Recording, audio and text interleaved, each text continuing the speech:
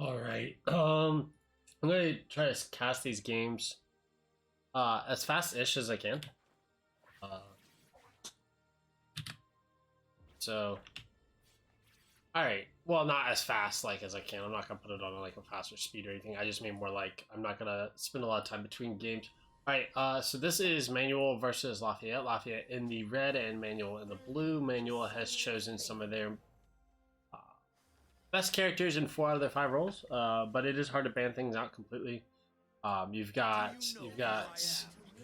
ADC who prefers Caitlyn, Misfortune. You've got a support who prefers Morgana, Karma, um, Seraphine, Jaina.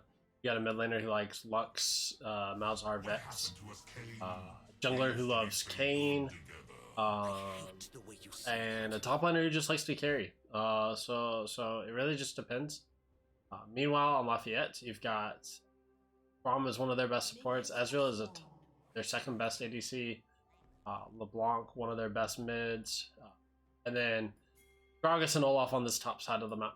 So the first thing you'll notice is it looks like both junglers are starting on opposite sides. I'm not sure if either one knows that the other is doing that. Yep. So no early vision. It's not huge, but I guess if Yone shows early on this wave, and Lafayette is patient, it'll be hard for the enemy team to know who started where. Yep, and that should instantly tip you off. Now, Olaf needs to start sprinting here. It looks like he does, because when you pull the wave like this minion can die very, very fast. And you might miss XP for it, and it does look like Olaf is going to miss that XP. And that can be very frustrating. But I like that he's just going for this level 1. This is huge. This is the kind of play that you want to see out of someone who asks to pick Olaf. Not afraid to just go all in level 1 when they know that they have that advantage.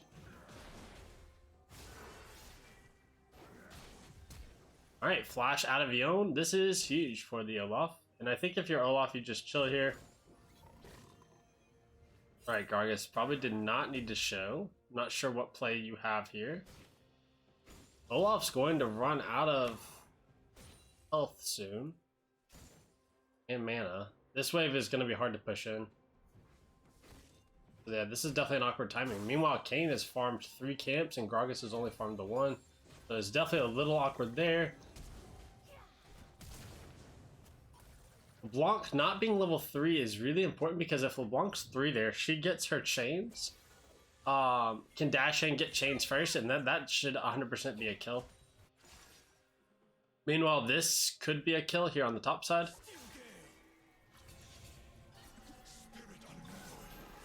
So even though some nice early aggression by the Olaf, this should be first blood. Good flash there from Olaf. Important flash there from Olaf. Meanwhile, here on the bot side, Braum actually typically has a very hard time into heavy poke lanes, and Karma Caitlyn definitely is a heavy poke lane. So we'll have to see how this goes. So far, though, the Ezreal is farming very well. Only down 5, but has not yet caught this entire wave. So his life is pretty good there. Definitely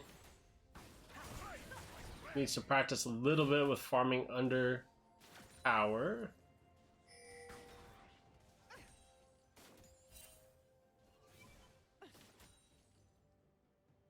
And while we have a fight here in the mid lane, LeBlanc incredibly low, but so is Lux.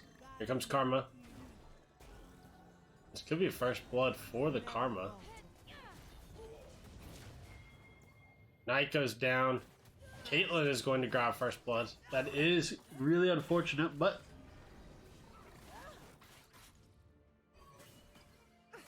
alright, let's see what Lafayette can do here. Kayn just walks right into Braum. This is huge. Kayn has to flash. Everyone is very low. This could go a lot of different ways. Huge engage by the Gragas there onto 2 people. Caitlyn could get stunned up here. And that should be a kill. Really well played there by the Ezreal. And the Gragas. And all things considered, that definitely could have gone much worse for both teams. Both teams definitely in an awkward spot there. But In the meantime, we missed a solo kill here in the top lane for the Olaf onto the Yone. And that should make this matchup here in the top lane go really well for Olaf. Olaf needs to crash this wave. I think at this point you're just trying to shove the wave. And if Yone tries to stop you, you know, you just focus on the wave.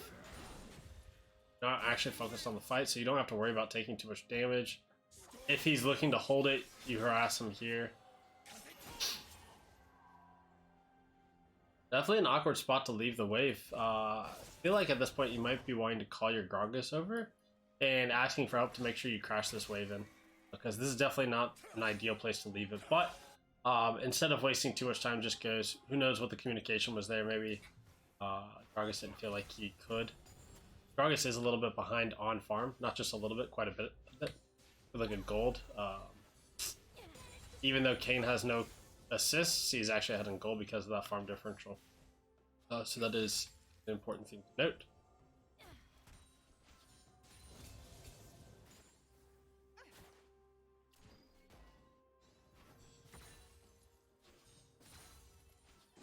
Gragas looking here again. See the potential play.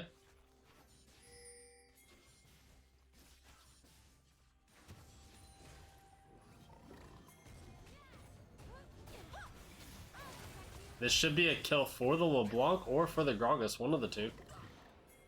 Metromina will get the kill. Here comes Kane.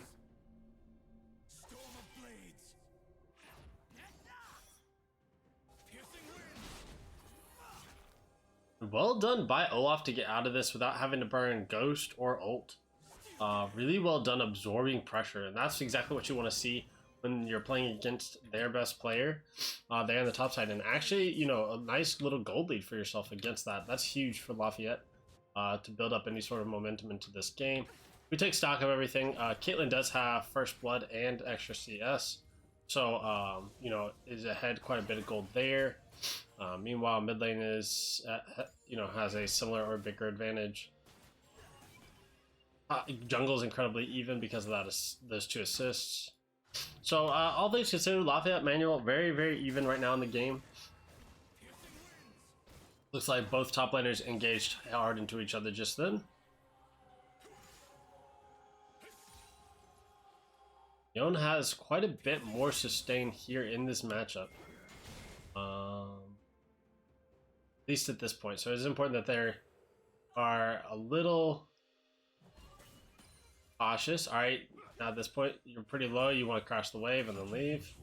Here comes Kane. You need to just get out. That is a great ult. And 2 kills going over to Manuel's bot side. Definitely some miscommunication there. Once you get that kill and you shut that wave, you want to just be leaving. It looks like Braum walked forward. Not exactly sure what the plan was there, but that should be first dragon over to Manuel, but that could mean play here on the top side. Olaf and Yone both very low. Olaf is baiting as hard as he can.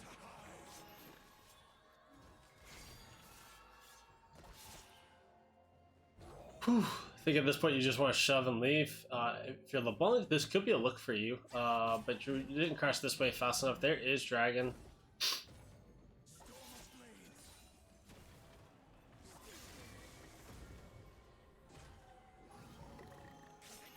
Yone is level 8 to this Gragas' level. Okay, there's 6. Yeah, I think if you're LeBlanc, you're wanting to get up here ASAP and affect this. Alright, no flash on the Yone. Even more reason to be calling your LeBlanc up. No call made. LeBlanc focused on whittling down this Lux. And Yone will have to base and will have to leave. That is an important flash that is down. We'll have to see if Lafayette can punish that in any way.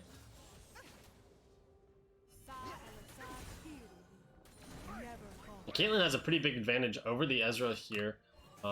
Definitely not ideal.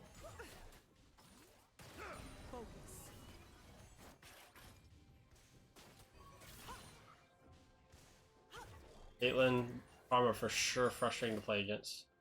Lots of range there. Kane does get a nice little invade in. I wonder if he's going to be looking for this play here in the mid lane.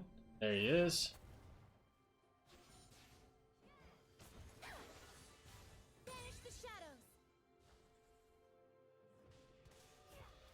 And LeBlanc just vibing there.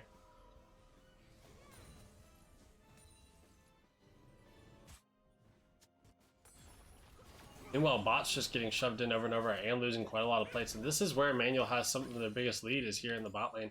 Got a 1,000 gold lead for the bot lane, and that's pretty much the difference in this game.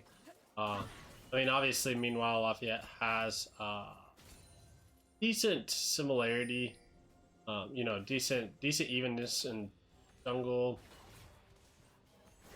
Top are all very even. But yeah, most of this gold lead for Man U rests on this Caitlyn. That's kind of what you want to see when you draft Caitlyn Karma, is that they're able to push, threaten towers, things like that.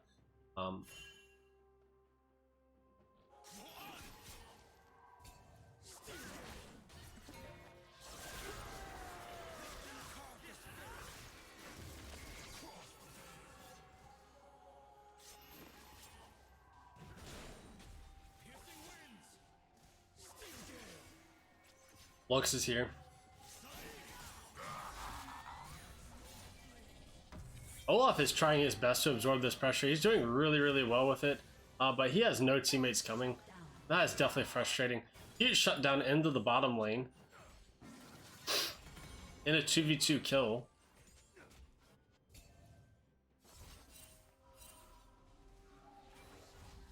Olaf did his best to absorb that pressure, but that is an important kill.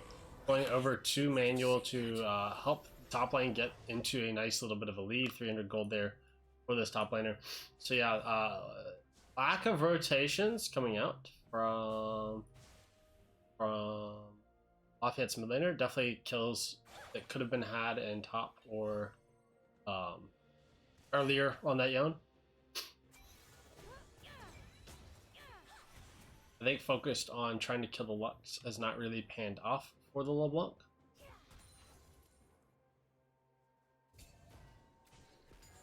And it's not also holding the Lux down either. Lux is very even in gold because of the kills and assists that she has. Well, kills that she has. That being said, Lafayette is in a very even point in the game.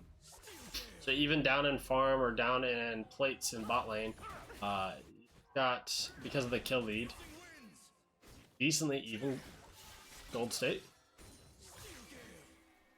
Alright, let's see what happens here. Got a big fight coming up. This could be a dead Gragas. Good juke on that Lux ult. And Olaf just full sending it. Here comes LeBlanc.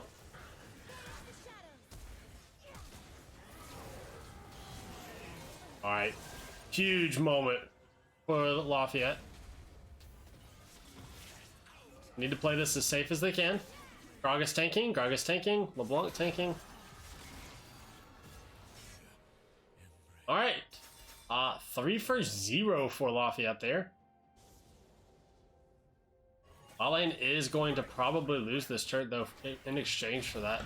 But I'm not sure. I don't think Manuel's gold lead would stabilize by getting first tower after losing those 3 kills. That was huge for Lafayette to pull off. That play definitely could have gone bad, but they played it better.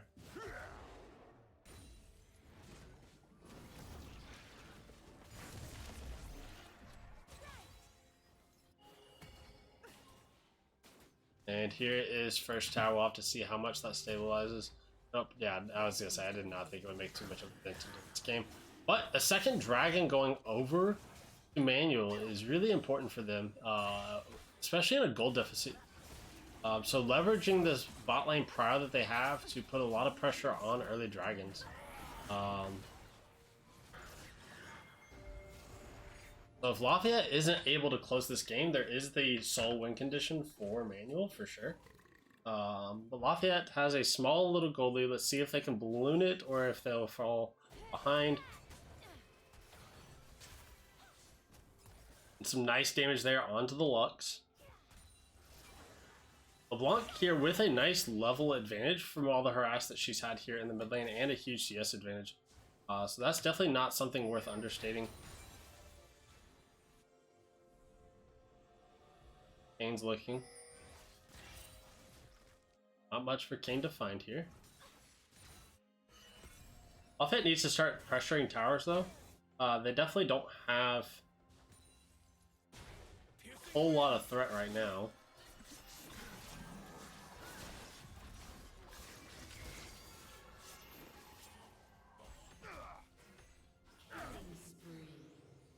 Killing spree for Metro Mina here on the LeBlanc in the mid lane.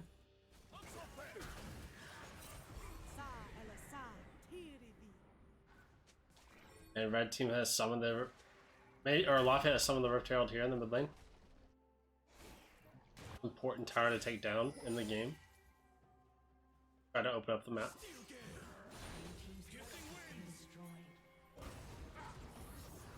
Oh, the chains from LeBlanc barely miss.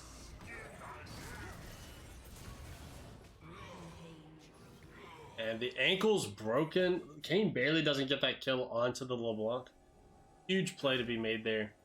We have to say though, with 3 minutes left until Dragon, I'm not sure what else Lafayette can get here. Maybe some deep vision. Don't think you can get these kills. You don't have the wave to do.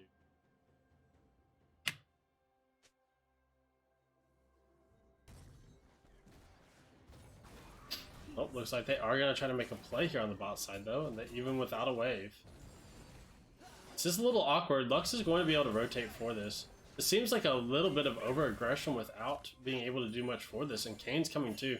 If Lafayette doesn't get out, if they play this too long, they definitely could run into a lot of problems.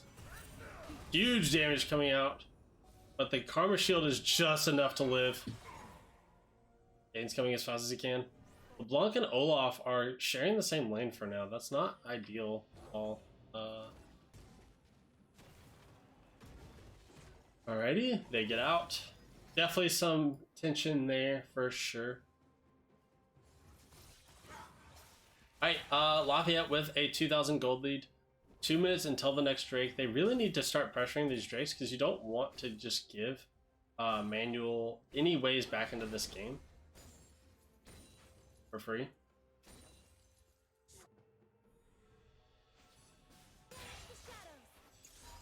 With it being a mountain Drake, that's definitely when you're playing some of these high bursty champions like LeBlanc, Ezreal, Gragas, you really don't want to give them a lot of ways to resist through that burst. So this is definitely... Right, both chains miss. I think. That doesn't matter. Doesn't matter. I was thinking what combo would be better than the combo we just saw.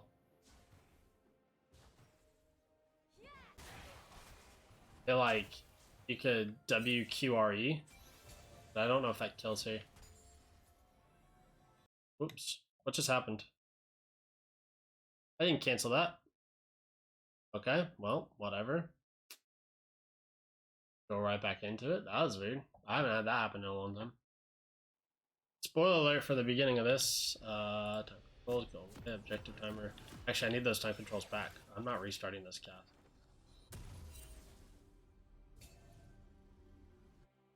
There was... Yeah, we'll go here. We'll go here. I don't really care.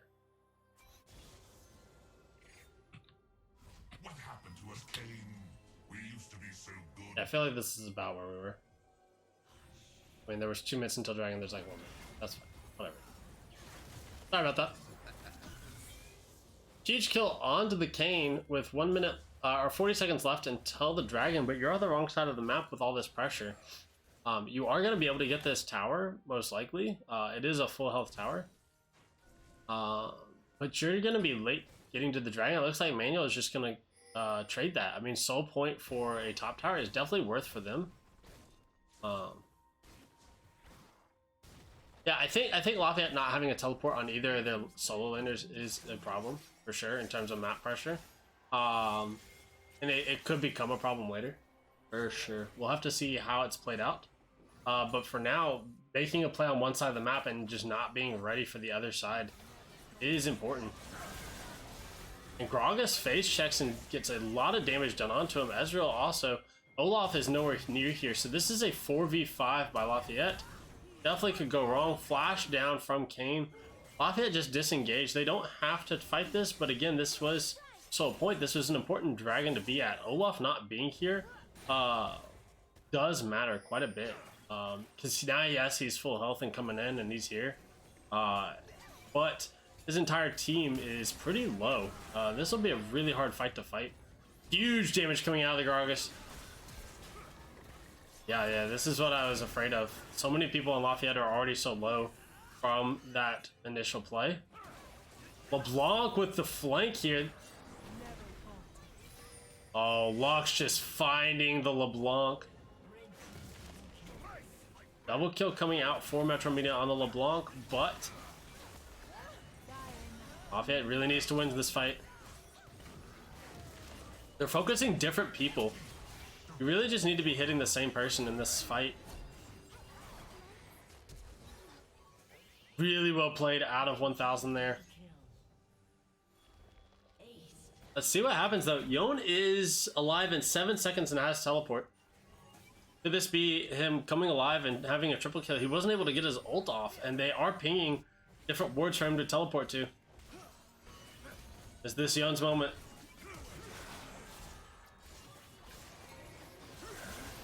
And stole the dragon, got a kill.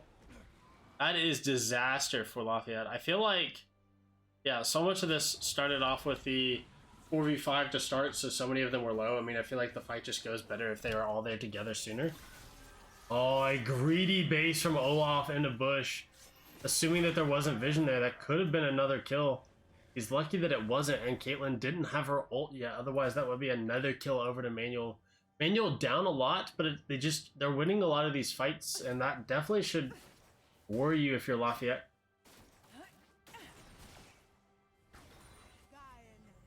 This LeBlanc is huge, doing so much damage to anyone who's isolated. What Lafayette really needs to focus on is getting vision and making vision pockets where the enemy team doesn't have any. And then looking to catch people out, and then trying to take the fights. Walking straight into them was definitely not ideal.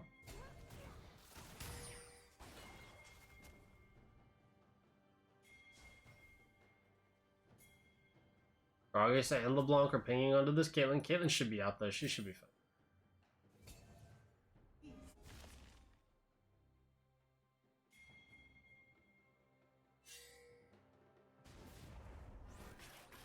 Alright, we might see a fight here. Kane just hops over and is instantly engaged upon. Huge Yon ult. So much damage coming out, neither team falling. Definitely could have gone worse. Curious what Lafayette's going to be calling for now.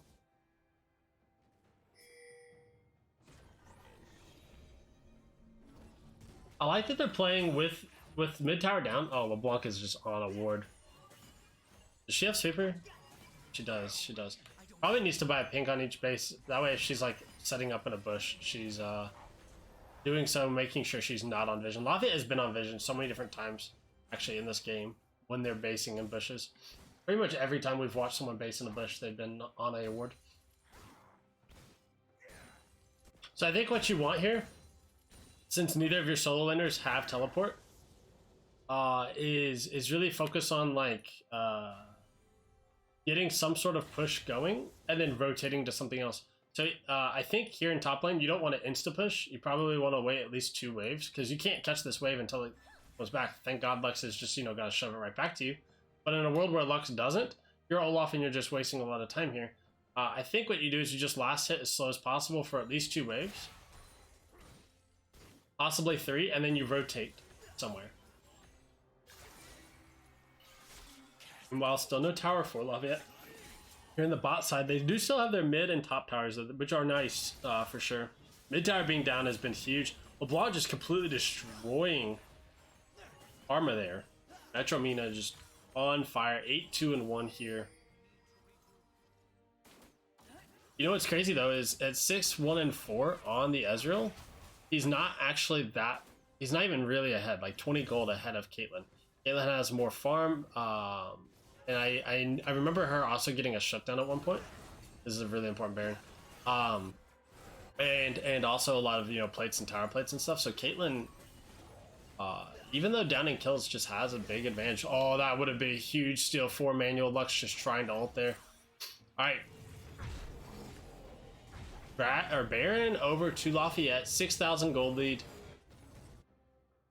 1 minute until the dragon though. It is really frustrating to feel like you don't get to use this Baron as much to push as you do need to use it to secure this Drake, because if you give over Mountain Drake to Manual, life becomes harder and harder as this game goes on. So I think if you're Lafayette, what you want to do is push and then fall back onto dragon when you're done with your push. Make sure you have a ward out so that they don't try to sneak anything, but like realistically, you want to keep the pressure, keep them back here, keep them feeling like they're locked back this way. Really good job sweeping out where you're trying to apply your pressure. I like that they're not trying to play for 3 lanes right now, especially with dragon coming up. Once again on a ward. Okay, good. Was sweeped out. Let's use it. That didn't hit. I feel like if that hits, LeBlanc can just wipe. Or not LeBlanc, Lux can just wipe. Olaf taking a lot of damage. Olaf has no resistances right now, is getting a bork. Yep, and Lafayette is pinging to fall back onto the dragon. The one thing you don't want to have happen now is any sort of a steal. So it looks like, yep, all right, they're trying to take out this jungler while they can. All right, Olaf going off on his own to try to kill. Without a teleport, Olaf is kind of out of this fight. I think that's the frustrating part that I keep trying to refer to, is just like, without teleport advantage, you can't like reset on these fights, you know? Like they happen and then you just have to hope that you already won them, you know? So using Ghost and everything there. Olaf is on his own. This is definitely a little dangerous. For sure. Looks like Lafayette is going to be able to get multiple things for this though. Manual is going to give up this dragon. They don't need it now. It is a nice win condition if they can get it. Well, it looks like Kane's going to try to go for a steal. Lafayette is not ready for this. This will be a disaster if Kane can just get this right in his face. Ooh, what a good smite, but it's so unfortunate that they had to like have that sort of smite contestation, right? Like if you're Gargish, you're probably a little mad that like you even have to worry about that in the first place. But that is a really important moment for Lafayette. Up 7,000 gold in the driver's seat, and a lot of advantages in different places. Most of your advantage though is here in the mid lane. You're up 3,000 gold just there. You're even-ish. You're even enough in top. You have a nice 2,500 gold lead in jungle. Bot lane has a small lead, but not really a big enough one. So yeah, all things considered, Lafayette is in the lead quite a bit. And then another kill coming out for this LeBlanc. Just finding anyone who's walking up. This is why this is what I was saying. Just like create these vision pockets and play around those. All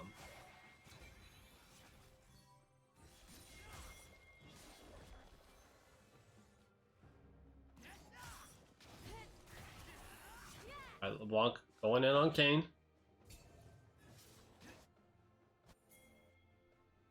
See if anyone else is able to rotate over for this. Kane is definitely not wanting to give up this blue buff. And Lux was even willing to ult for it.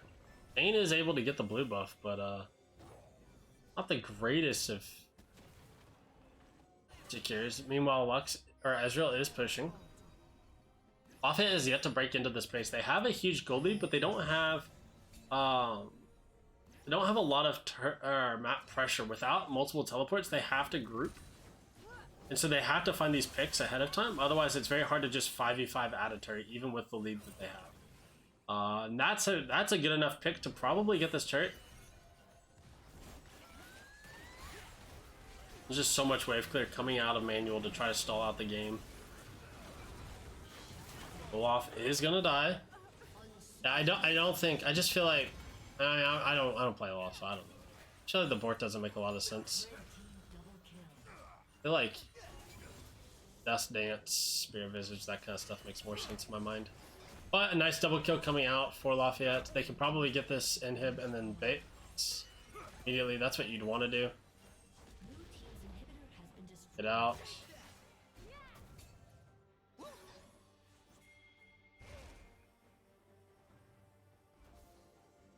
And if we check vision, like, this is what I mean by creating vision pockets. Like, manual can't see this. They have no idea what they're walking into. Meanwhile, Lafayette, if they had wanted to set up some sort of death brush, they could.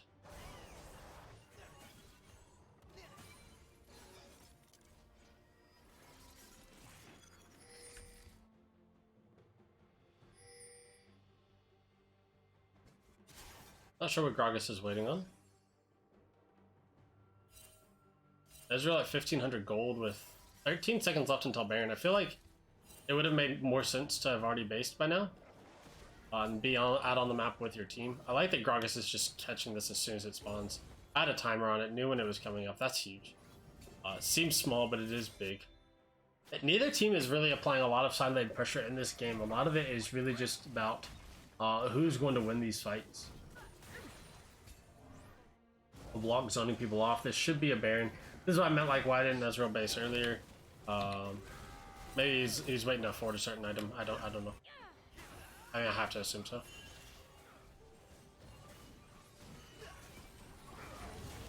So now at this point, you just call for something. Braum is pretty low. I don't know if you want to take a fight.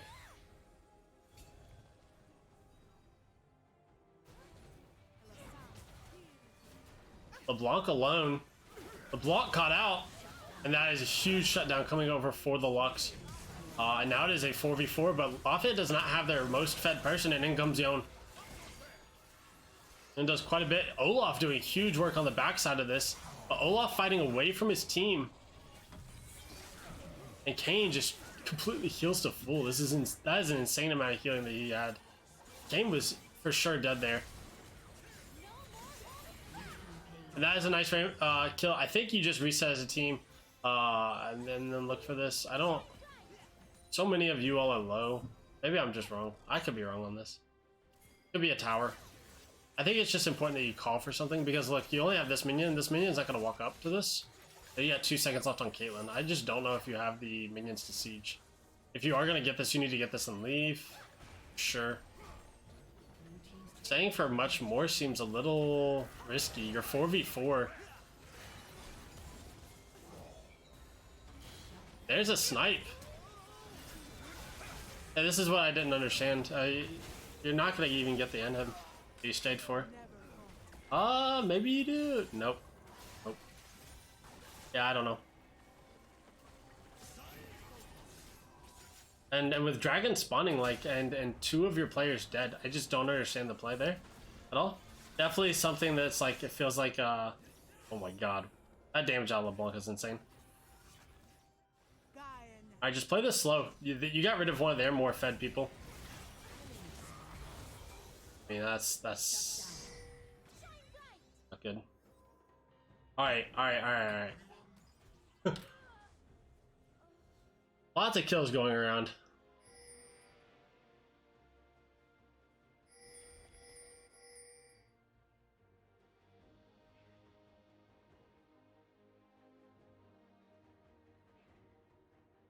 So now if you're Lafayette, as people are spawning up together, you're really wanting to call out how you want to play this.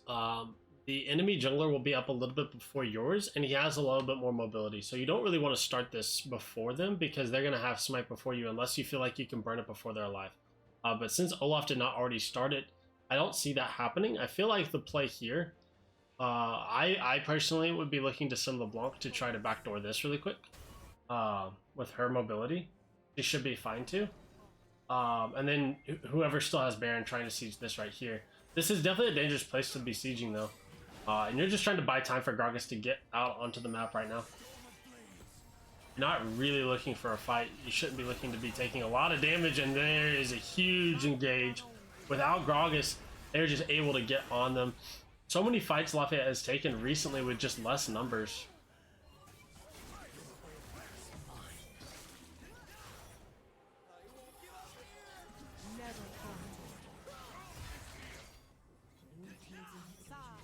Yeah, that should be Soul over to Manual.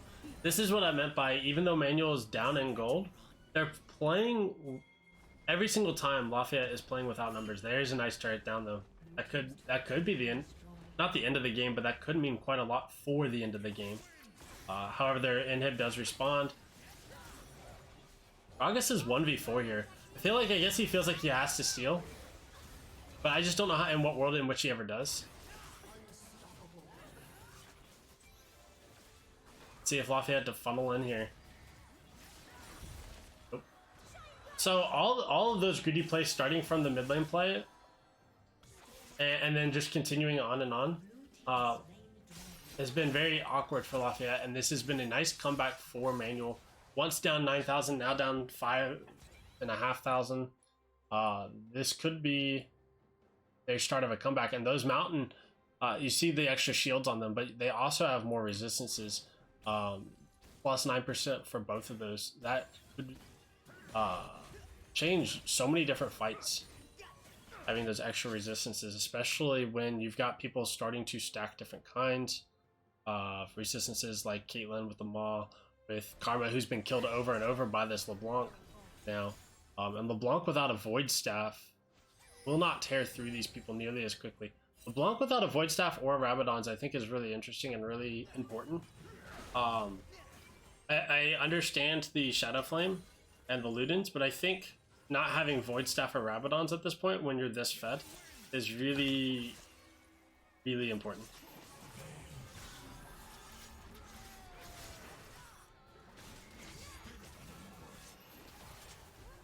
I mean, look how much damage she's doing, even without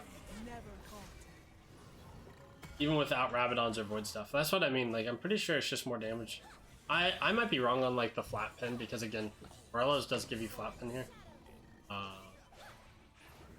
Yeah, Magi's made sense. I feel like that once you go for Magi's, you just really need to get Rabadons next instead of anything else.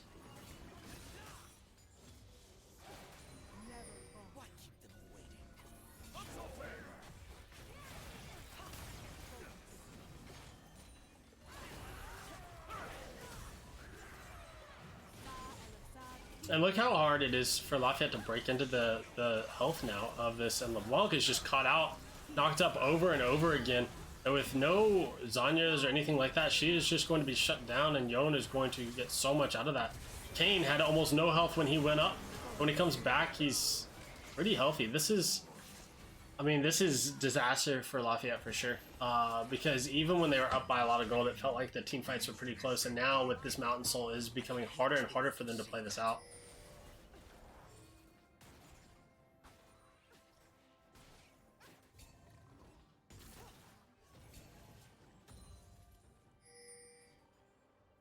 Daniel's going to start up the Baron. I'm not sure Lafayette have the tools to stop this. They are going to be 4v5.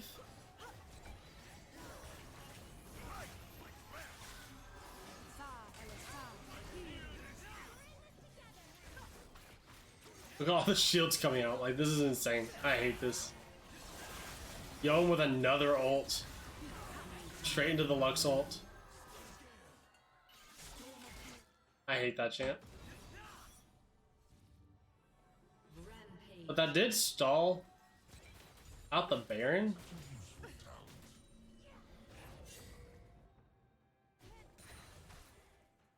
So that is good for Lafayette. I mean, they do still have a gold lead. They just aren't playing like they have a gold lead because they're struggling to find their ways into these fights.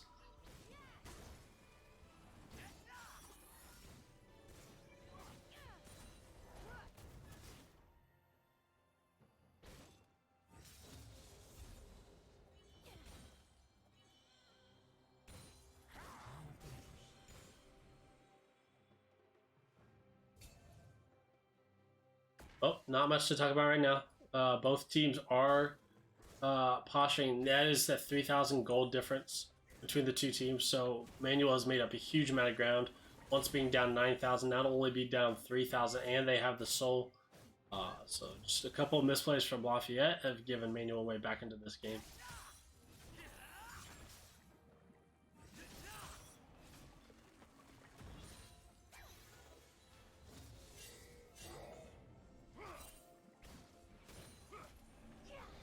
Ezreal's on the wrong side of this map. If any fight breaks out, you are going to lose.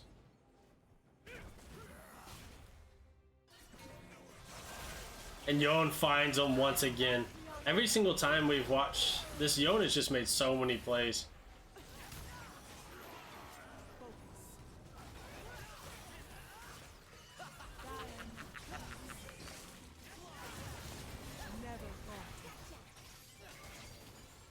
And they're just playing so well as a ball, right? Like all the shielding coming out of Lux and Karma has just been insane. Really, really well played by those two in particular to make sure that their carries, Kayn and Yon, can do a lot. And Lux has played really, really well, getting a lot of these ults over the top of Kayn ults.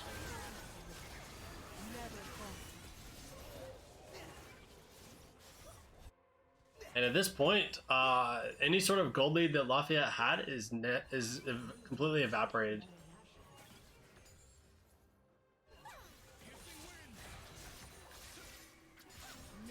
Let me be honest, I don't think Sheen procs on both of these. I think it's a redundant item.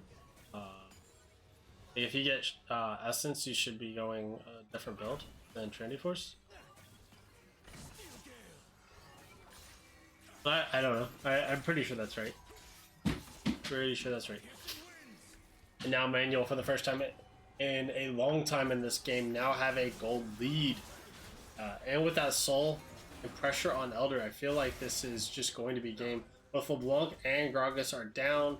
Elder should be heading over to the enemy team. The Miracle Steel goes out for the Ezreal, but it's just not there. We'll have to see if Manuel can close out this game. Lafayette had a lot of chances to cleanly close out this game, and they have not been able to find it. So I think at this point, if you're Lafayette, you're looking for something creative, because you definitely can't take a 5v5. You can't just make some sort of defense. You've been losing the 5v5s before Soul. You're definitely going to lose it now that they have Baron and Soul. And Elder as well. So I feel like your plays were maybe while they were doing this, you start getting vision this way, and then you just look to force a play on the opposite side of the map, and just pull the team around. You know, make them feel like they're not allowed to group up, because they've just been grouping up so well. And a lot of that probably comes from Lafayette not feeling like they have, without teleport advantage, ever, like they can split up. So both teams are trying to 5v5.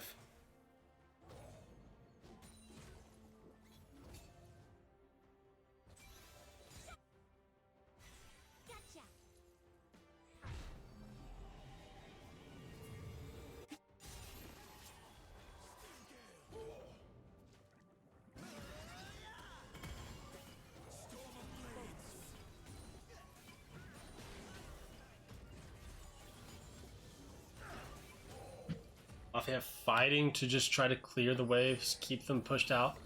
Ezreal smartly going for a Tiamat to try to help with the wave clear, because I mean at this point you're just trying to extend the game, and then hope for a one team fight after. LeBlanc goes in, and every time I've watched her go in, Yon is just followed. That should be a kill for the Yon. Yep. Dumb. Do not like that, champ.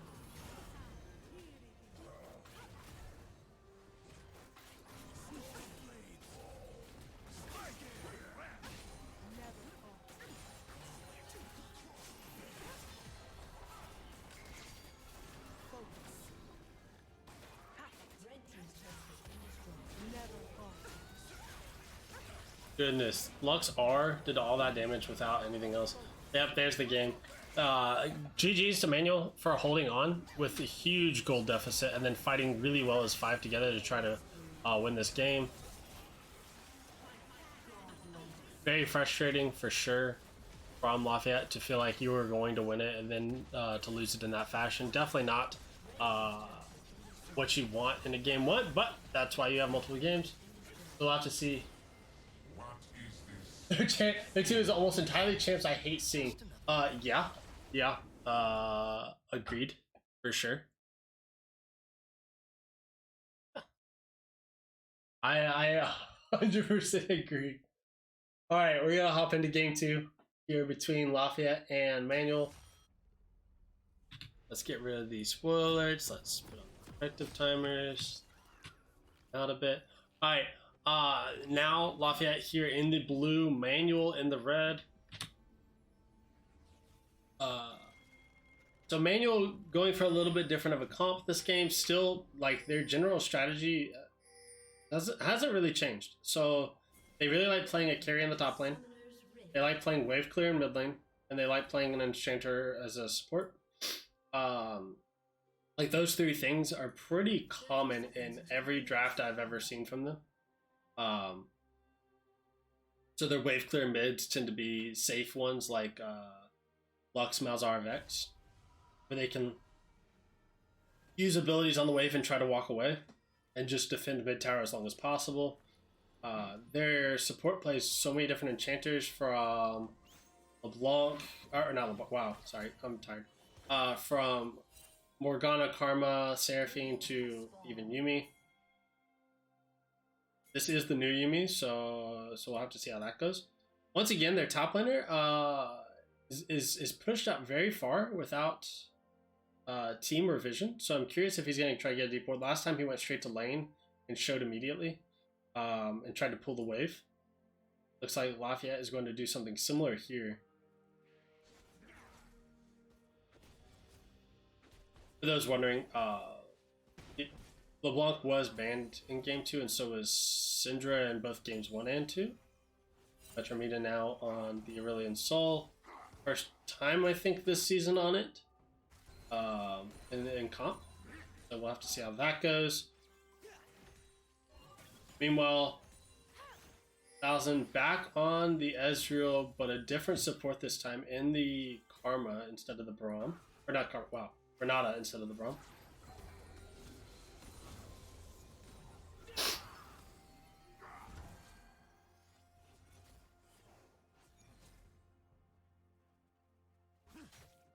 I hate playing against Mundo in lane. Or not Mundo, Gameplank in lane. He literally just presses Q in my face over and over, and I hate it. Oh, this is really annoying. For those also wondering, the Jax bot lane is a takeaway from the top lane. This is... Or Jax jungle, sorry. Was a takeaway from their top lane. The top lane likes to play it a lot, and again, since he likes to be carrying, definitely not a champ. Lafayette was willing to give over to him. And we see first blood coming over for the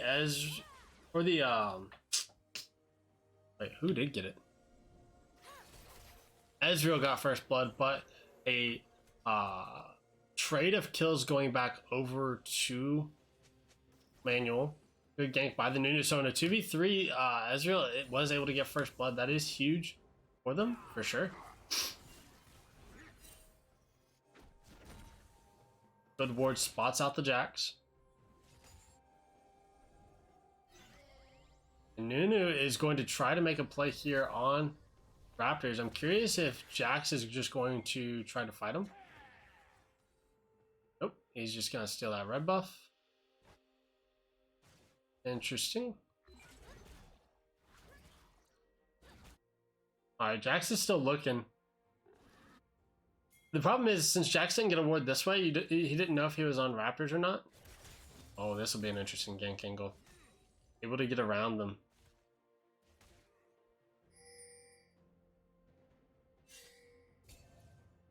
Yeah, Jack's wasting some time here for sure. Not sure what to do.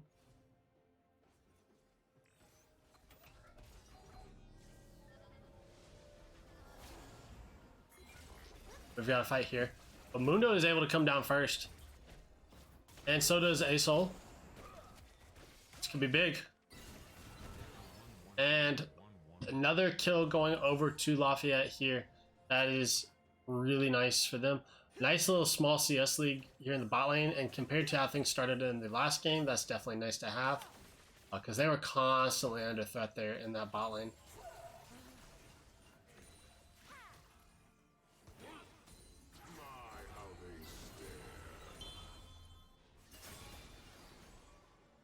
We're seeing the fight pings coming out from Manual onto this bot lane. They really want to try to get another gank here.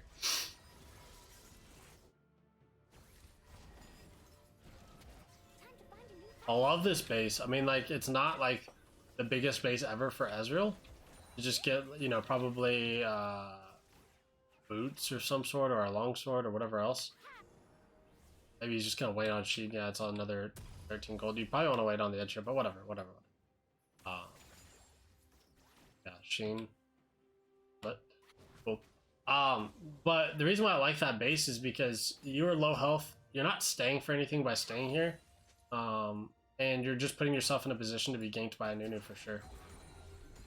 So good amount of respect coming out for the enemy jungler.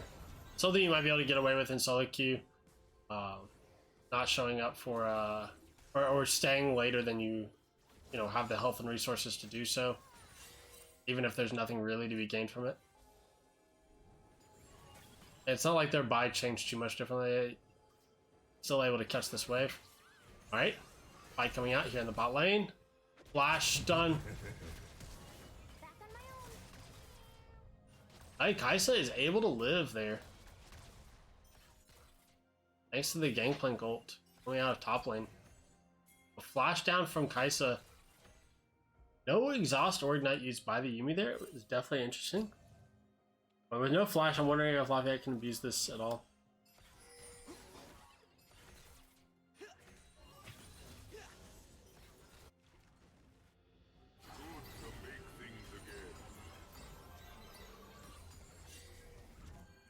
Really, saw wave clear is silly. That's for sure.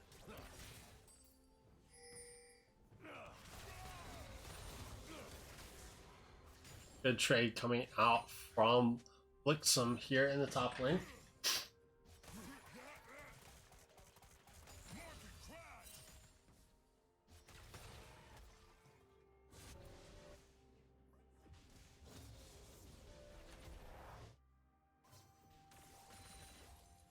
Alright, not much to say right now, honestly. I like the small advantages that Ezreal keeps basing for. I know it doesn't seem like a lot, but when you're against a Nunu, pushing up puts yourself in a dangerous position.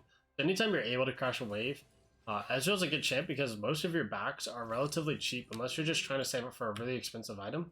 But honestly, the most expensive item I can think of is completing as Manamune at 1050 gold.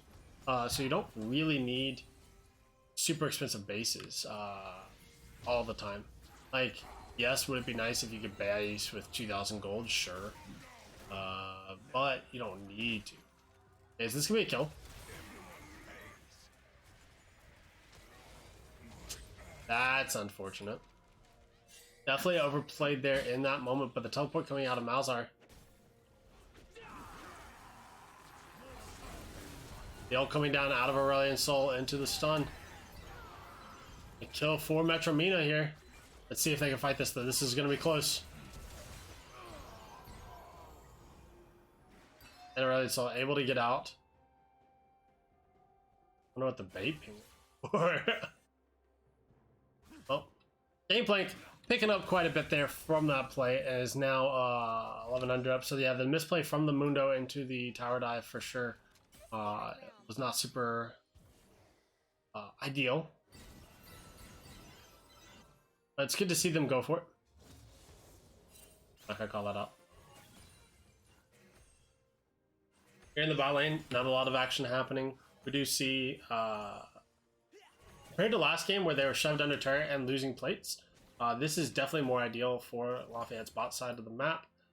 Neither team is taking drags though. That's probably the most key thing that I can think of, because last game, Manual was super hard forcing early drakes, and it ended up mattering quite a lot. Lafayette losing the soul so early on changed the nature of that game quite a bit, I feel like. It looks like Lafayette's going to prioritize getting this first dragon as well over the first herald, which I like to see after what happened last time. And they have the scaling on Aurelion Sol, so getting a first dragon and feeling like you can give up other ones is super helpful, for sure. Blue team has slain the dragon.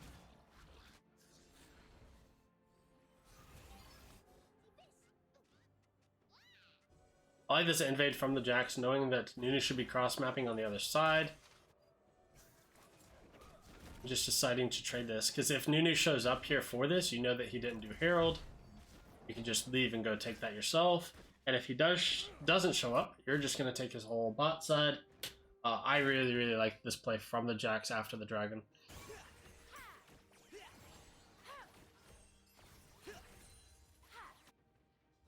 Only able to get the Wolves and not the Wolves and Grump. So, you know.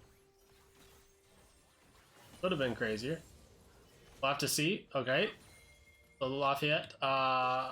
Remember I said mana means 1050, so this is that awkward timing and basing.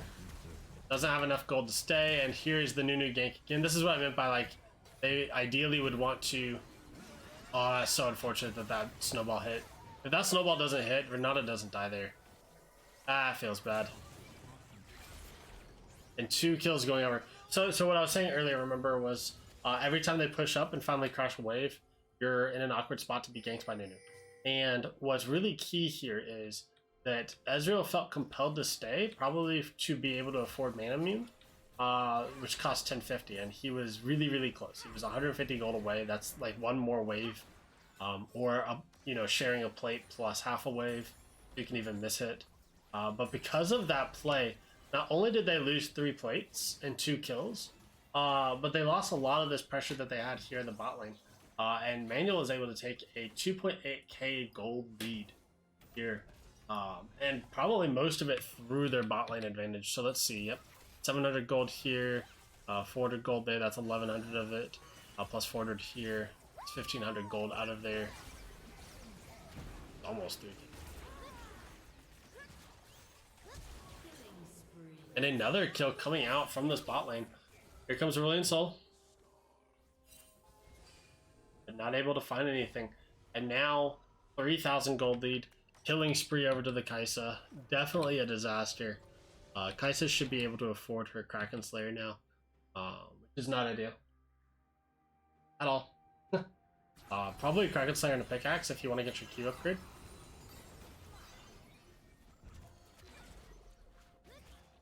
So, Lafayette with the lead in game 1 and losing it. We'll have to see what happens here in game 2. Lafayette behind. Will they just, you know, lose out, or will they find a way back just like the enemy team did?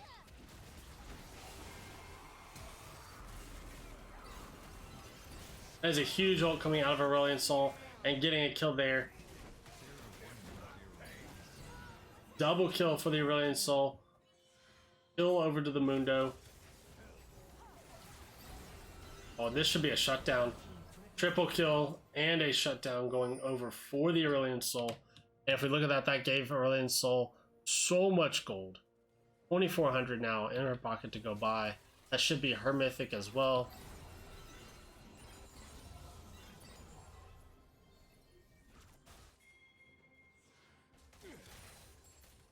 And it did not completely close the gold gaps. Lafayette still down 600 here on the blue side.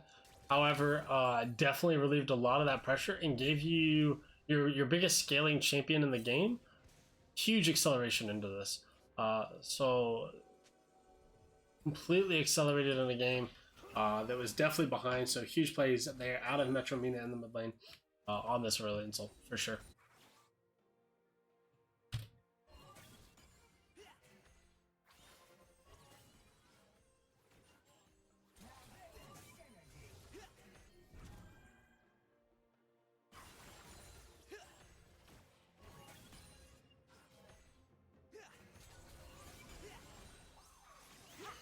Alright, Kai'Sa, definitely a little over aggressive. Jax is here. Here comes Nunu. Nunu loves ganking this bot lane every single time we've seen it. And great ult out of the Renata Glass. However, that is going to be a kill over. Maybe used her W just a little too early on the Ezreal. Not exactly sure when it was used. Aurelion Sol coming over, going to get a kill as well. everyone joining in on this party. Malzahar, again, just playing this wave clear champ and trying to be safe, but really isn't able to affect the game like they were last time on that Lux from further range. So, definitely not as impactful as before.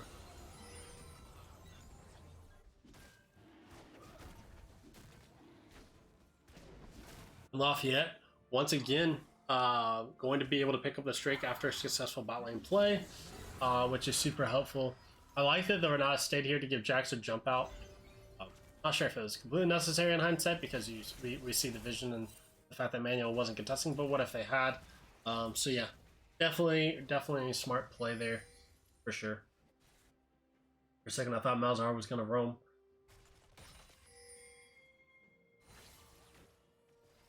Really just not a lot of action happening right here. Because Renata was forced to stay with the Jax, right now Ezreal is have to 1v2. Look at that damage that just came out onto the Ezreal from the Kai'Sa, and that is concerning. I'm Ezreal, I'm like, what is that damage? Why did they have that guy? It looks like Ezreal did go for an Essence Reaver.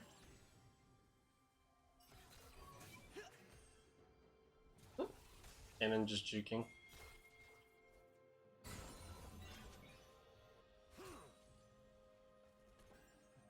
I will say this, Nunu has not been able to find the same gank angles as they did in the first game. Definitely has not been able to affect any lane except for bot lane so far in this game. That is good.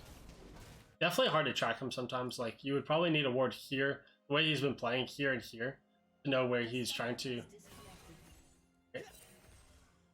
Obviously, since this is a replay, it looks like nothing happened.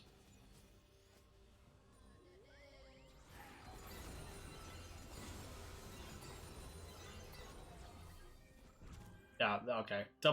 Both champs in this game are playing wave clear, but Metro Mina definitely affecting more of the game than she did last game. The side lanes able to roam to these fights much more easily.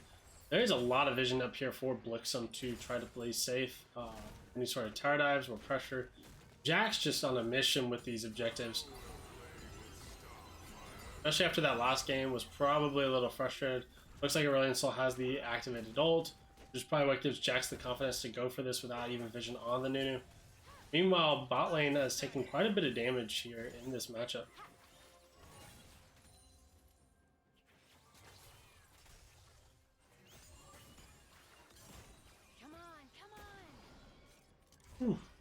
Annoying damage for sure. Nunu once again just looking for this bot lane play. Rolling on in.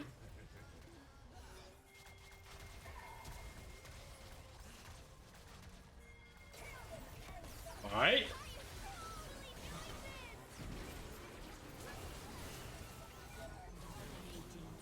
Oh my god, I thought Ezreal was gonna die there for sure. I was like, oh, that looks a little late. You don't have to stay. I really installed with the roam and the ult, and Jax there able to do something. But really gotta say though, Renata using these ults every time Nunu's trying to go in has been huge. It's been very hard for Renata to do anything there. Or, I mean, for Nunu to do anything there. Successful sometimes, yes, but hard for sure.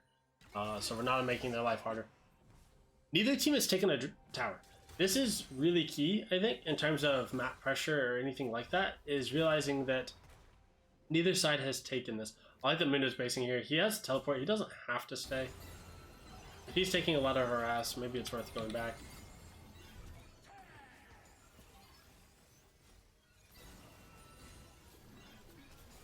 Oh, that is a dead Jax for sure.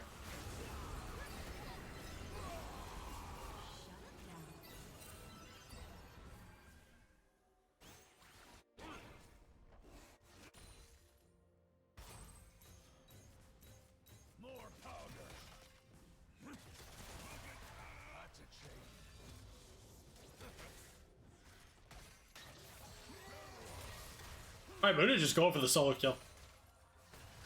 Love it. That's what you want to see. That's what you want to see. Against the better top laner. Says, no, I'm not just here to like chill. I'm gonna kill you if you stay here too long. And the gameplay definitely stayed too long.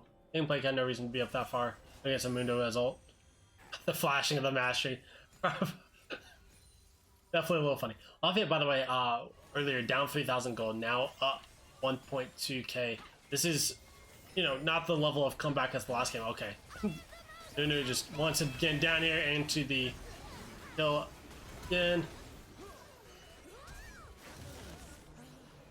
I like that Jax has just tracked this Nunu though. Every time Nunu's tried to make a play down here.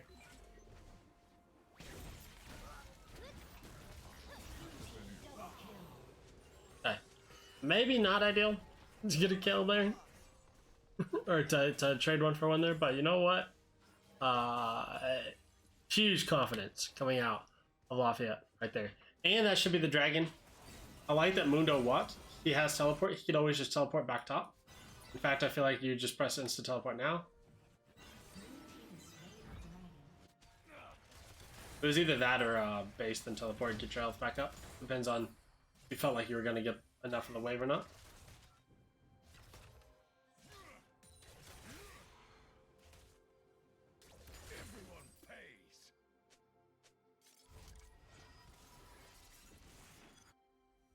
Really not much to say, honestly.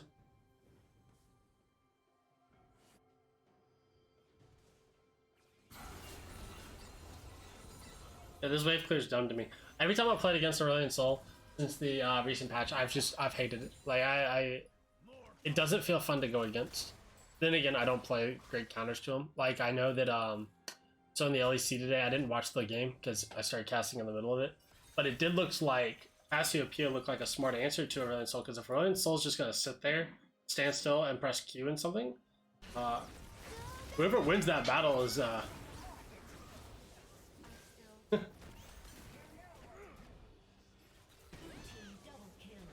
For those who don't know, Killaquari here in the jungle used to be a top lane main. Wishes he still was. Probably hates me for sure that I made him play and learn jungle. And any chance that he has ever gotten to pull out his top lane champs into the jungle, he has taken it. And something that a lot of people don't realize is he was playing, for example, Mordekaiser jungle a year before I saw anyone else doing it. Like well before the happy chime noises video on Mordekaiser jungle got to Challenger like last year. He was doing it well before any of that. Alright, this should be a kill. Oh, Mundo just living. Press R, walks away. Silly. Okay, well, love it. That's what you want to see when we talked about this game and how they love to carry through top lane. Being able to absorb pressure was the best thing that we could have. Has not lost turret. Has been absorbing pressure, not dying to jungle ganks. That's what you want to see, and that's what he has done.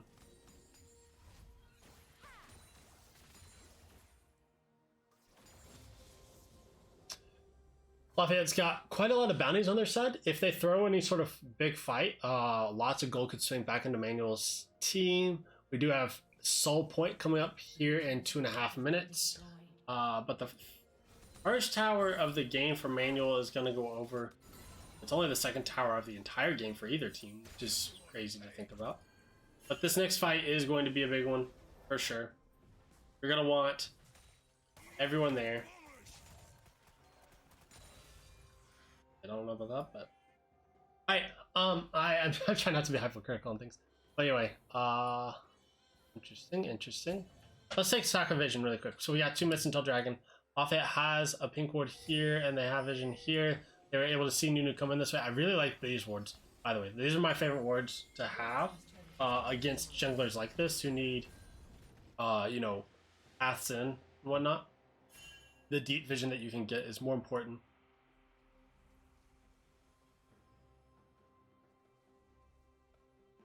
Than any sort of brush vision.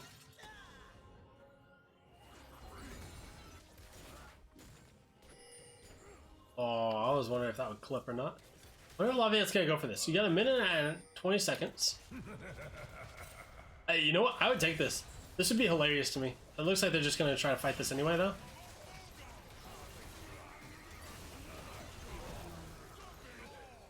Yeah, Mundo taking is the right call.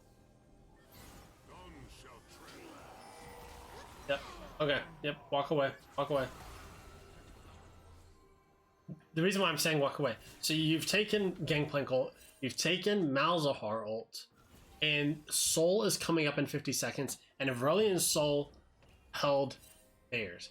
Did not feel pressure to use it. The only ults you lost were on Jax and Mundo, which, while not the greatest thing in the world, is still a thing. I personally would have stopped right as Gangplank ulted and been like, ha, now you won't have ult for this next big fight.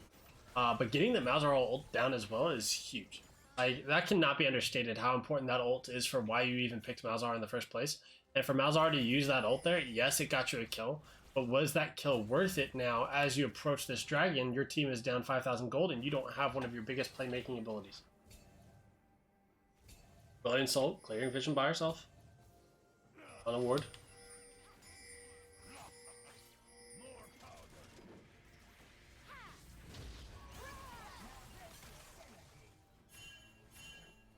Alright. See how this fight plays out. This is the big one. Lafayette gonna just straight up front to back it. They don't feel the need to go for any sort of crazy flanks. Jax jumping forward and taking quite a bit of damage there. As soon as Nunu tried to come in, immediately Aurelion Sol is just pressing E and Q right in his face. Aurelion Sol should be looking for the R here. There it is. Oh, the skies descend. And Mundo on a killing spree feels good. Aurelion Sol.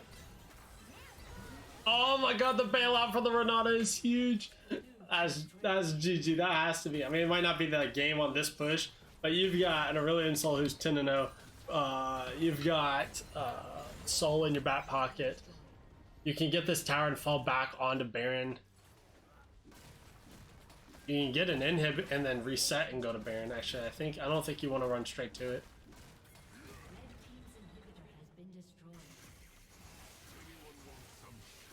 Oh, I like this. Just presses E on the wave to be that much more annoying. I like this call. Take as many camps as you can before on your way out. As long as they'll just start up Aaron. There's no... Okay, well. You know what? You see Nunu here, and he's not sprinting to this. They've got to be thinking that you are not overgreeding this. And with an Aurelion Sol... Oh, just kidding. You don't even have Aurelion Sol. Come... Okay. Okay. I'm gonna be real honest with you. Without Aurelion Sol, I would not have had the gall to do this. Because what if... Oh, there's so many things that I feel like could happen, but they didn't. But they didn't. So it's fine.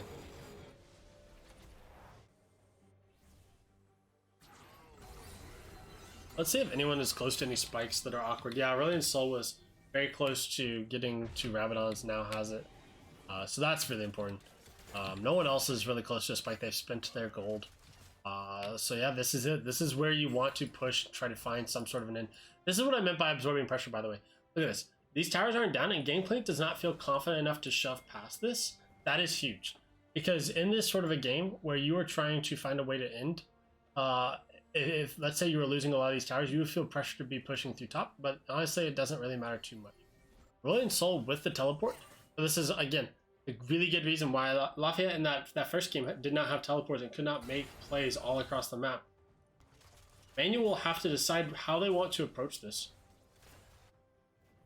I think as soon as this tower goes down,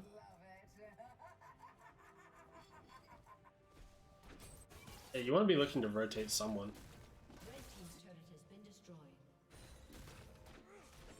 You see Malzahar here, yeah.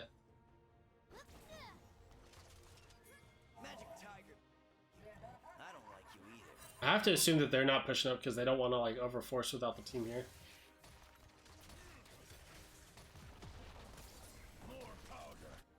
Not exactly sure.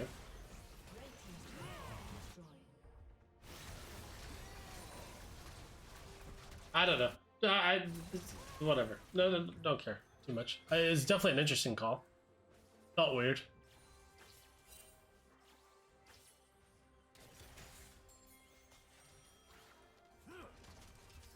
On this next wave, though, if you're Lafayette, you're really looking forward to... Okay, well, it just goes in without any sort of a wave. Does not wait for the wave to come in. The Sky's Descent. Oh, wait, that's not the Sky's Descent. What's it called when it's not the Sky's Descent? It's called Falling Star. Okay, well. Yeah, they're just gonna end here. Okay. Oh, there it is. You don't need this turret anymore. I mean, it's cool that Mundo's hitting it, but yeah, I like Ezreal. Ezreal's like, bro, guys. We just game's over. Game's over. GG. All right, Lafayette takes game 2. Manuel took game 1. Lafayette did have a 9,000 gold lead in game 1, so could have been 2-0. But then again, Manuel had a 3,000 gold lead in this game, so it could have been 0-2. Very even on these games. Love to see it. Our perennial rival, Manuel. And now we're just going to quickly hop into this third game. Oops, apologies in advance. Yeah,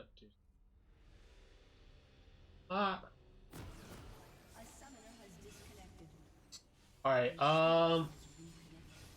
get rid of alerts, put on the objective timers, get rid of that. Out. So Lafayette in the red. Manuel in the blue. And this was a very interesting look. So this is not what I would have expected from Manuel at all. I'm curious on this early game invade. So they picked the Singed. I didn't know if it was intentional or not. It did not look intentional when they picked it. It looked like they ran out of time and accidentally picked it. But I can see it making a lot of sense. So when you have a Bel'Veth who wants to dash around and flip around, our life is infinitely harder when you have a Singed.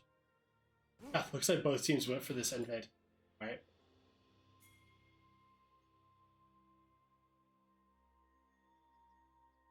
And neither team seeing each other. Interesting. That's actually really funny. Lafayette's going to be walking over this vision. See if anyone from Manuel walks over here. Yep. Hilarious. Alright, so this is what I would say. When you look at these comps, you have a huge threat here in Killiquary's Bel'Veth. If that thing gets off the ground, gets any sort of resets in the fight, being able to be protected by the Seraphine is pretty. You have a split push threat here to match Singed, who's probably going to be trying to apply a lot of split push pressure. So if you've got a Nasus who can split push well and farm up, you've got a very strong threat in him. Here in the bot lane, you do have quite a bit of kill threat as long as you don't get poked out too much with Jhin Rakan. We'll have to see if the Sejuani goes for the early... oh, look, this ward by Lafayette should see this Sejuani right here. Wonder if anyone's going to ping it. Let's watch the mini-map and see. Or will this ward die soon? Because Lafayette should see this, right? No pings came out. Okay, yeah, there's a ping. Okay, good. They are paying attention to the wards. Huge. Really, really, really important. I think if you're... You don't have the Prowler for this. I was thinking if you're Bel'Veth, you invade here. Onto the Sejuani. At her wolves. Because look how low she is. Interesting. Where is Sejuani going? Curious. Sejuani looking for a gank.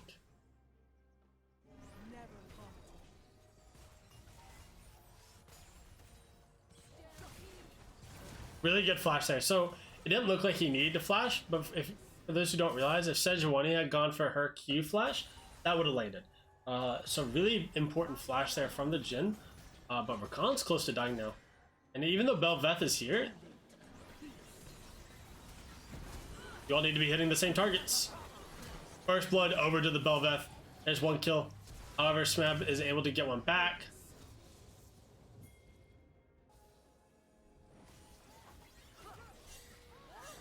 Another kill. Bel'Veth just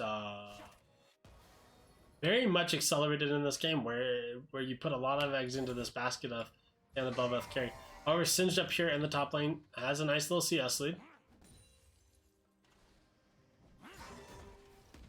Oh dang, every time he goes for this wait, he just wins that. Okay. Interesting.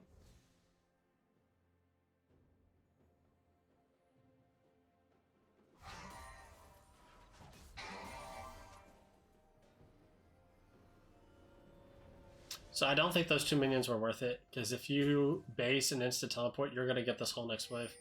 Those two 14 gold minions are not You are very, very low here. Sejuani is heading. This play right here doesn't make sense, and now you've put yourself in a really awkward position. Because you would have gotten this cannon anyway. You missed the cannon. So you don't get that anyway. And then there's no world in which you ever get this push out because you are way too low on health and mana. You need to start just using everything on this wave that you can. Singe doesn't have teleport. That's something else to just know. Right? Alright, you just need to walk away from this. Yep. Good. Good. And just instant base and teleport. You have teleport for a reason. There's no reason to stay around. Here in the mid lane, we have a small CS lead. I mean, there isn't much else to talk about. Sejuani is going to be able to steal away these Raptors. Interesting.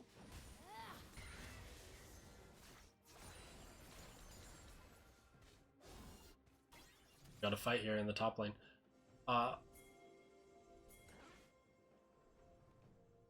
See what happens here.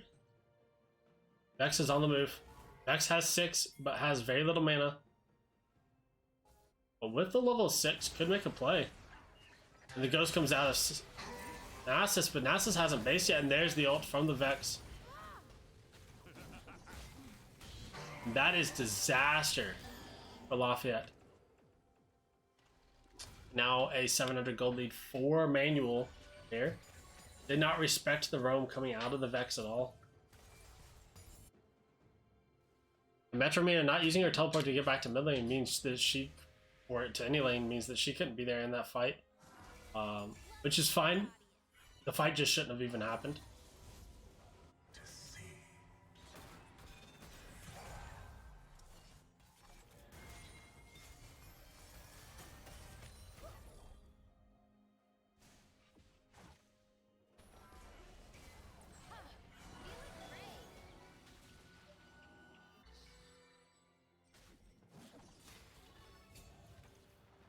Good return damage there from Seraphine onto Sejuani. Sejuani not quite half health, but still pretty low. However, here in the top lane, you do have quite the advantage. Almost 1,000 gold lead for Singed.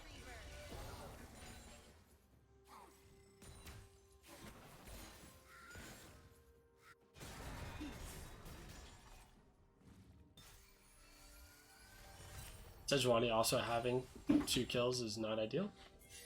Because she's going to be like their main gauge and tank, and you don't want them to have a lot of gold. Because if they are... a really good play by the Karma, honestly. Well done there.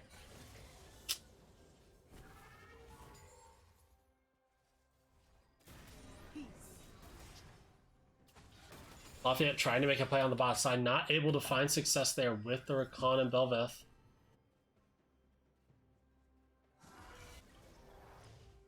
And so far, we also saw in the previous 2 games, one of the 2 teams was able to just find a lot of pressure with dragons, and it looks like it's going to be Mandu who's going to start this dragon first. Lafayette does not have to go straight for this. They could run straight to, with Rakan and Bel'Veth, could have run straight to Herald. I think that's a play that you can make. Bel'Veth with early Herald is definitely more valuable. But looks like they are trying to make a call for this. However, they're just going to be late to the party. Red team has stolen the Ocean Drake. The Seraphine ult is huge. The Aquarius is going to get a kill. And here comes Vex's ult does not land. Alright, well done here by Lafayette. Still down 700 gold, but able to steal the dragon and get a kill for that, I think is definitely huge. However, without Seraphine ult for a while, it's going to be hard to be making some plays. I think if you're Bel'Veth, you just start looking for hitting level 6 and then trying to make a play on this Herald. If you're bot lane, you're probably wanting to get to this Herald play as soon as possible. I think what would be really nice is to see some sort of shove and then swap, right? Just have Nasus catch this wave and then reset and start heading bot as well. Because your Nasus is not going to want to be at any sort of fights. He really just wants to keep split pushing. And so wherever you're planning to have a fight, you want your people who want to be at the fight there, and you want everyone else somewhere else, right? So if you're planning on doing Herald, you would want to send your bot lane there and you would want to have Nasus just free farming, split pushing on the other side, as much as he can, or at least getting as much XP as he can, because he might not be able to get a lot in a 1v2 scenario. However, theoretically, Singed would not be able to affect this play either. But instead, we see this, and now Nasus, who wants to just split push and farm up, will not be allowed to. Seraphine does not have ult for this, but Bel'Veth does not want to give it up. Bel'Veth is level 6, but so is Sejuani. Vex will have ult before Seraphine will. So much of this game could come down to this. I think just letting them reset it is ideal. I'm surprised Nasus didn't auto queue this and get a stack there.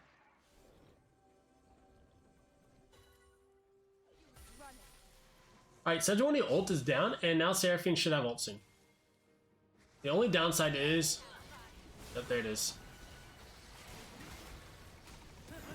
Yep, okay. I was gonna say, you just didn't quite have the ult yet ready. I think as soon as that Sejuani ult goes down, you look to reset for as long as possible, but you just cut out there by the ghost coming out of the Singed. Alright, looks like they're gonna try 2v5 or 3 this, but they are split. Nasus is there late, and he's just going to be taken down before Seraphine can ever get to him.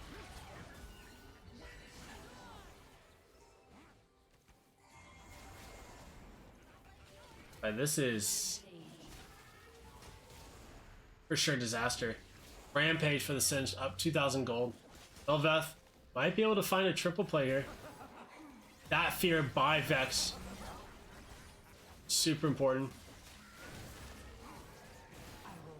And if you get the reset there on the Sejuani, that is for sure a triple kill. However, definitely a little unlucky there. But even then, just so much of the previous play was just misplayed. And we also see that bot lane is getting shoved in. And once again, this Karma support pick for Manual just coming out huge in both blue side games that they have had, honestly. Definitely not a pick you want them to have, because they seem so comfortable on it.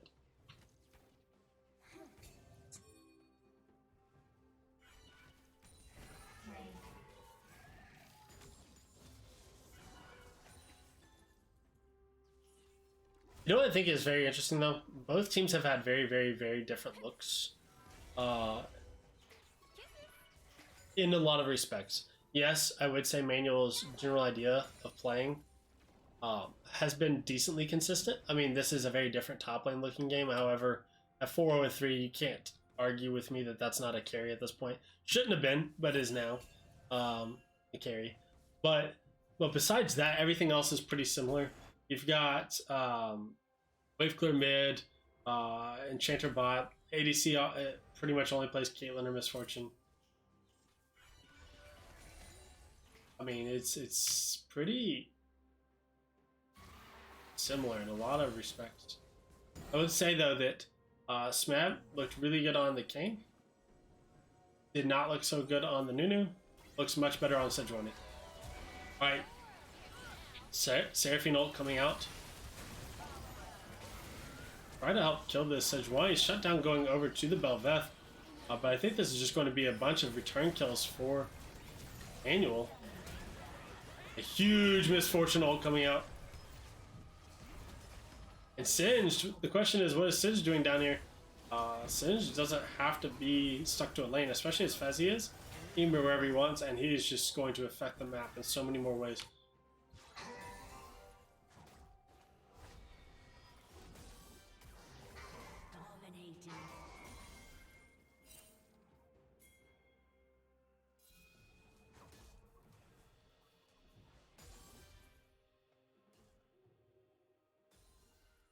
For those wondering why did Nasus just ult, I assumed it was to get more key procs. Because your key cooldown gets lower and lower. Now Manual up with a 4,000 gold lead, but they did have a huge gold lead in the previous game. Nasus just got a lot of gold back in his pocket. I mean, it's nowhere near to break this dent that he had. And he might die here anyway. Yeah, that slow onto Singed is helpful for sure. Blue team has slain the dragon.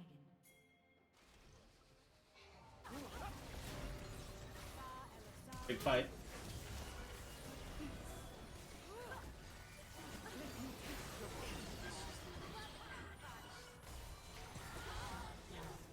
All right, Lafayette now only down about 2,500 gold, but that is a huge play to have. I think with everything else going on in the game, you've got to be happy about that, considering everything else that has happened in this game. What I would have liked to see is to try to get some map pressure on this. I would have liked to see right after that fight, you know, tower pressure somewhere, like maybe Jhin and Rakan be mid with the Seraphine and get this tower done. But it is what it is. It's fine.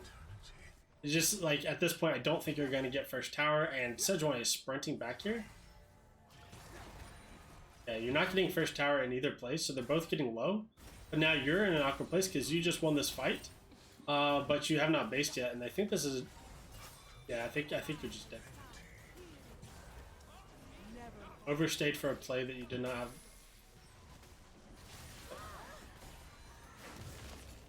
Rakan make it out. Rakan does make it out, but yeah, this is the unfortunate thing. Whenever you're making a play, you're on a timer before the enemy team can also make a play. All right, Bel'Veth is just going to be soloed by Singe. Singe is so fed right now. This is what I meant. You know, he shouldn't be this accelerated in a game. At 7,000 gold, though, this is more than the Aurelion Sol or the LeBlanc was in the other games, and they were some of the biggest carries in those games.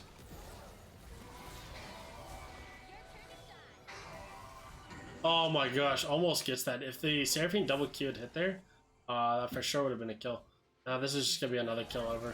Oh wait, huge E flash coming out of Seraphine.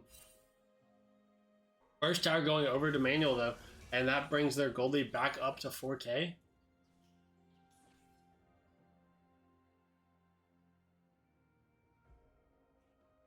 But yeah, when Lafayette I brought it back to 2,000 and won that fight, you should be thinking, what is a quick play we can make? Otherwise, we need to reset on this map before they're death timers, right? Like, you really got to be watching those. That's how long you have to make a play. And if you can't do something in that time, you want to be resetting about the same time as them because they have tempo to make a play before you then. If you're still on the map, they have bought and come back and could challenge you, even though you're theoretically just won a fight. That fight no longer matters because that play is over, right? So that's something that Lafayette has always struggled with for years, for sure. Not unique to this team. Can't hold these young players to that. But definitely something important to learn and to see here. Why that matters so much. Why it's important that whenever you make a play, you're looking at their death timers and thinking, what quick play do I have time for? Do I have time for? And if not, you reset and then look for your play. And for me personally, I felt like because the death timers were decently short, you had to like choose the same tower to hit, and mid was the lowest. Theoretically, I guess you could have done bot, because now we see in hindsight how low you were able to get that bot turret. But I think mid tower is even more important anyway to get. All right, there's a kill on to Cryones. Misfortune does go down. But even at 0-2 and 6, Misfortune does have a significant gold lead. A lot because of the plates and towers and whatnot, right? That the team has been able to get.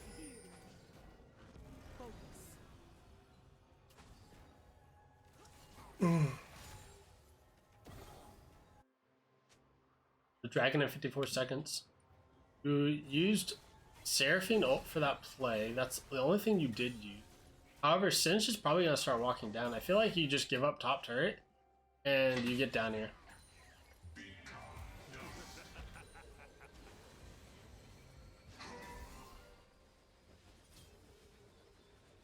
Alright, cool. Singe used ult. If I'm Nasus, I base and I'm teleporting in. You give up this turret 100 times out of 100. Because yeah, I'm imagining Nasus being full health and teleporting in for this fight. That's way more valuable than this. So definitely a little bit of tunnel vision on what happened in your own lane instead of what could be happening on the map. And Singe is affecting the map while you're still trying to affect the lane.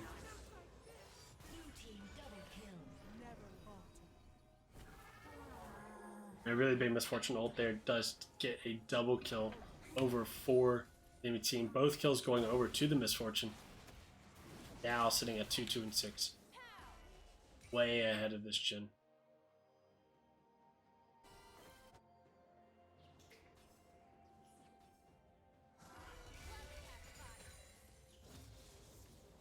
I will say off Kane, Smith has not been as nearly as impactful as he was on the Kane.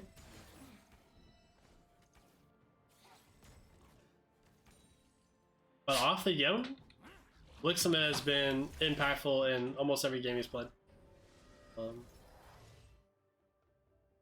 Definitely not someone you could probably ban out in there in the top lane. If he does have any champs that you are particularly hate, sure.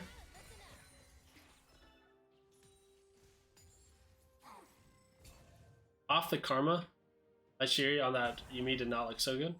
Not sure what else they would have picked out.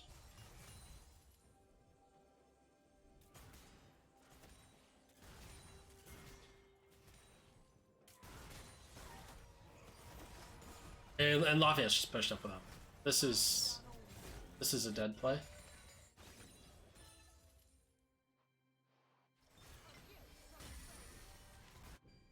Killing spree.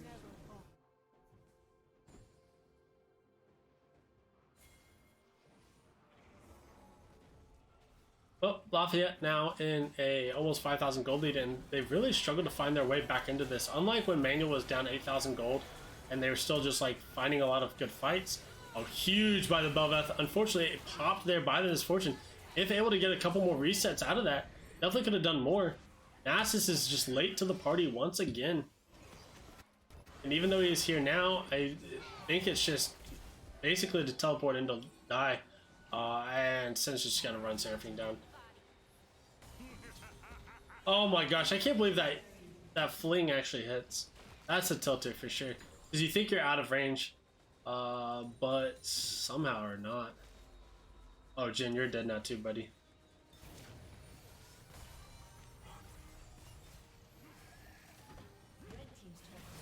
Yeah, that tower was not yours to defend. Oh well. I think at this point Lafayette's comp is really struggling to find a way back into these fights. Just a couple more resets going over towards Bel'Veth could have been huge. I mean, it's 7-7, don't get me wrong. Like, I'm saying, oh, if Bel'Veth had even more kills. But at the same time, we saw some of them get very low. And if Bel'Veth is getting resets in those fights, that's even more kills over to them. And so it just feels really unfortunate. So much has come off of some of those early game plays. I think here you're just hoping for a miracle steal.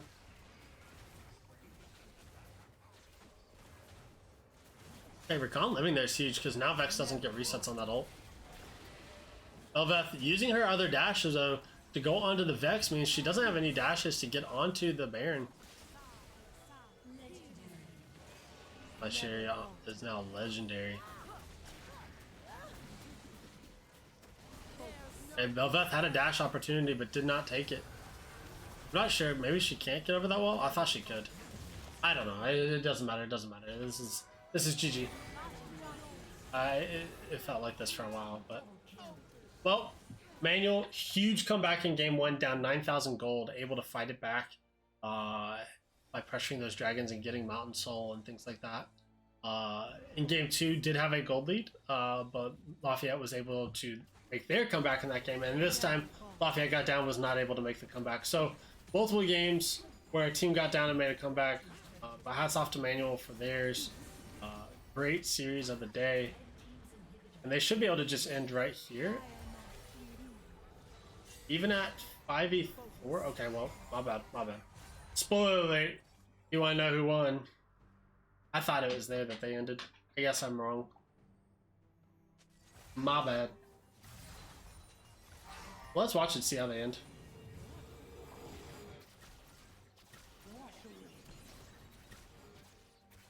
So they reset. It looks like they're leaving top once again to attack the map. Think of your Lafayette. There's no world in which you fight this dragon. You are so incredibly far behind. I mean, I'm not saying that you have a path to victory in this game now. But what I would probably be looking to do is think who are my best wave clear champ and who's my best sieging champs.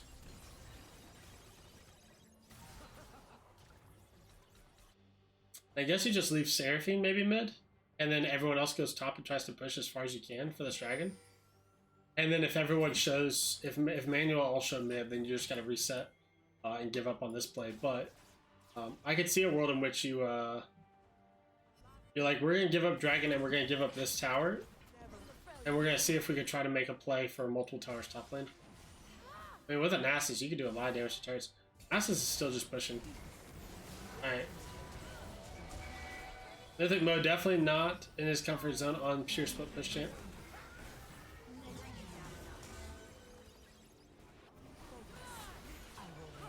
And even without the misfortune, this has been a wipe of a team fight here. This is going to be the GG.